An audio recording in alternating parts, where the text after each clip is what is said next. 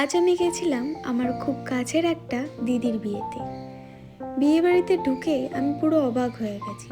চারপাশটা এত সুন্দরভাবে সাজিয়েছিল, দারুণ লাগছিল। আর এটা ছিল না পুরো গঙ্গার ধারে।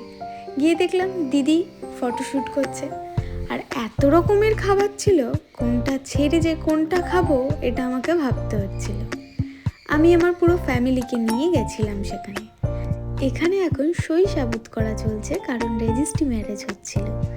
দিদি বাঙালি প্রথার বাইরে গিয়ে একটু অন্যরকমভাবে বিয়েটা করেছে, যেমন রেজিস্ট্রি ম্যারেজ, মালা বদল, তারপর সিঁদুরদান।